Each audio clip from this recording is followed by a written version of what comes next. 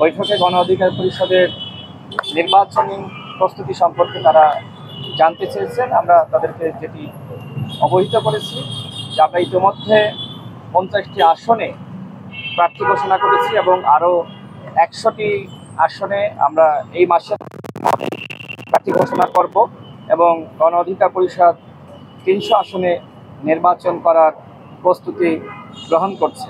তারা এই গণ অভ্যুত্থানে গণ অধিকার পরিষদের ভূমিকা সম্পর্কে জানতে চেয়েছে। আমরা তাদেরকে যেটি জানিয়েছি 2018 সালের যে কোটা সংস্কার আন্দোলন, সেই আন্দোলনের নেতৃত্ব আমরা দিয়েছি এবং 18 সালের কোটা সংস্কার আন্দোলনকে কেন্দ্র করেই 24 সালের গণ অভ্যুত্থান সংগঠিত হয়েছে এবং এই গণ অভ্যুত্থানে গণ অধিকার পরিষদের সভাপতি নুরুল হক নূর তিনি গ্রেপ্তার হয়েছিলেন এবং 18 সালের সেই সফল কোটা সংস্কার আন্দোলন করতে গিয়ে আমি নিজেও 15 দিন রিমান্ডের নির্যাতনের শিকার হয়েছি, গ্রেপ্তার হয়েছিলাম।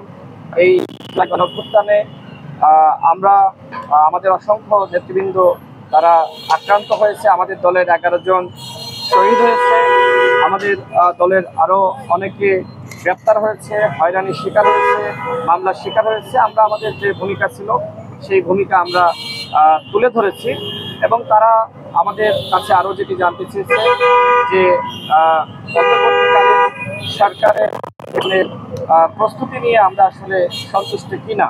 আমরা তাদেরকে যেটি জানিয়ে দেখেন, সরকার আগামী ফেব্রুয়ারি মাসে নির্বাচন জাতিকে উপহার দিতে চায় এবং সেই লক্ষ্যে ইতিমধ্যে অন্তর্বর্তীকালীন প্রধান উপদেষ্টা তিনি বারবার ঘোষণা দিয়েছেন যে ফেব্রুয়ারি মাসেই নির্বাচন হবে এবং একই সাথে আপনার আমাদের কাছে আরও তারা জানতে চেয়েছে যে নির্বাচন কমিশনের যে প্রস্তুতি, সেই নির্বাচন কমিশনের প্রস্তুতি নিয়ে আসলে আমাদের মন্তব্য কি। আমরা তাদেরকে জানিয়েছি যে এই নির্বাচন কমিশনে যারা আছে তাদের উপর আমাদের আস্থা রয়েছে, বিশেষ করে এই গণ অভ্যুত্থানের পরে যে নির্বাচন কমিশন গঠিত হয়েছে, নির্বাচন কমিশন গঠন করার ক্ষেত্রে প্রত্যেকটা দলের মতামত নেওয়া হয়েছে। যদিও একটি দল নির্বাচন কমিশনকে নিয়ে নানান ধরনের মন্তব্য করছে, তবে আমরা আমাদের দলের পক্ষ থেকে আমরা তাদেরকে স্পষ্ট জানিয়েছি কমিশনের উপর আমাদের আস্থা রয়েছে, অন্তর্বর্তীকালীন সরকারের উপরে আস্থা রয়েছে। তবে তারা নির্বাচনী পরিবেশ নিয়ে আমাদের কাছে জানতে চেয়েছে। আমরা তাদেরকে জানিয়েছি যে সরকার এখনো পর্যন্ত দলগুলোর সাথে জাতীয় সনদ নিয়ে আলোচনা করছে এবং ইতিমধ্যে অনুষ্ঠান হয়েছে। এনসিপি স্বাক্ষর করেনি, তাদের স্বাক্ষর নেয়ার ব্যাপারে সরকার এখনো পর্যন্ত ইতিবাচক এবং এনসিপি স্বাক্ষর করবে কিনা সেটি নিয়ে এক ধরনের আপনার ধোঁয়াশা রয়েছে। তারপরেও অধিকাংশ দল জুলাই জাতীয় সনদে স্বাক্ষর করেছে এবং আমরা আশাবাদী যে আরও দলগুলো স্বাক্ষর করবে। তারা সংস্কার সম্পর্কে আমাদের কাছে আমরা তাদেরকে যেটি জানিয়েছি যে আসলে জাতীয় ঐক্যমত্য কমিশন যে আলোচনা করেছে সেখানে আমরা আসলে সংস্কারের যে প্রস্তাবনাগুলো সরকারের পক্ষ থেকে দেওয়া হয়েছিল, আমরা আসলে সেই প্রস্তাবনায় আমরা শতভাগ ঐক্যমতে আসতে পারিনি, বাট মোটামুটি আমরা 80% ঐক্যমতে আসতে পেরেছি। এবং আমরা যেহেতু সবাই ভিন্ন ভিন্ন দল করি, আমাদের ভিন্ন ভিন্ন কর্মসূচি রয়েছে, আমাদের ভিন্ন আদর্শ রয়েছে, ভিন্ন লক্ষ্য উদ্দেশ্য রয়েছে, তো সেই জায়গায় আসলে কোনোভাবেই আপনার শতভাগ ঐক্যমতে আসা সম্ভবপর নয়। যেহেতু আমরা মোটামুটি 80% ঐক্যমতে আসতে পেরেছি, সুতরাং এই 80% যদি এখন বাস্তবায়িত হয় সেটিও জনগণের কল্যাণে বেশ ভালো ফলপ্রসূ ভূমিকা রাখবে, সেটি আমরা তাদেরকে জানিয়েছি। এবং তারা আমাদের আরও যে বিষয়গুলো জানতে চেয়েছে সেটি হলো যে জাতীয় পার্টির সাথে গণ অধিকার পরিষদের কোনো ক্লাশ আছে কিনা। আমরা স্পষ্ট করে জানিয়েছি যে দেখেন, জাতীয় পার্টির সাথে গণ অধিকার পরিষদের কোনো ক্লাশ নাই, মূলত এদেশের জনগণের সাথে জাতীয় পার্টির ক্লাশ। যে অপরাধ আওয়ামী লীগ করেছে একই ধরনের অপরাধ জাতীয় পার্টি করেছে, 14 দল করেছে। যেহেতু সরকার সিদ্ধান্ত নিয়ে আওয়ামী লীগের সাংগঠনিক কার্যক্রম নিষিদ্ধ করেছে, এদেশের জনগণের দাবি হল জাতীয় এবং 14 দলের সাংগঠনিক কার্যক্রম নিষিদ্ধ করা।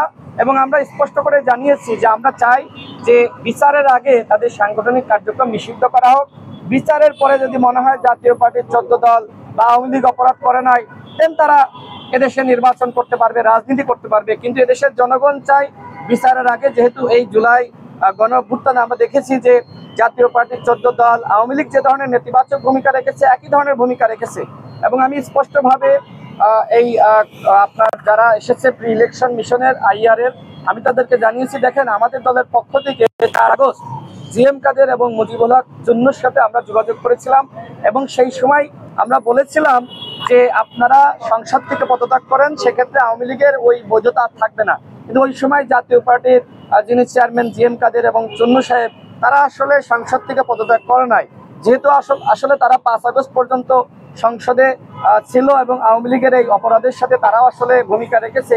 সেই জায়গায় আওয়ামী লীগ যেহেতু বাংলাদেশে রাজনীতি করতে পারছে না, নির্বাচন করতে পারছে না, জাতীয় পার্টি এবং 14 দল তাদেরকেও এদেশের জনগণ নির্বাচনে এবং রাজনীতিতে কোনোভাবেই সুযোগ দিবে না। সর্বশেষ যে আলোচনা হয়েছে সেটি হলো যে আমরা একটি গ্রহণযোগ্য নির্বাচন চাই এবং যে নির্বাচন হবে আন্তর্জাতিক মানের নির্বাচন, এবং এই নির্বাচনে আন্তর্জাতিক মহলের আমরা সহযোগিতা প্রত্যাশা করেছি এবং একই সাথে তাদের কাছে আমরা অনুরোধ জানিয়েছি যে আপনারা কোনোভাবেই জাতীয় পার্টি সহ 14 দল এই ফ্যাসিস্ট কোনো দলের সাথে যাতে আন্তর্জাতিক সম্প্রদায় কোনো ধরনের বৈঠক বা মিটিং না করে, সেই বিষয়ে আমরা তাদেরকে অনুরোধ জানিয়েছি।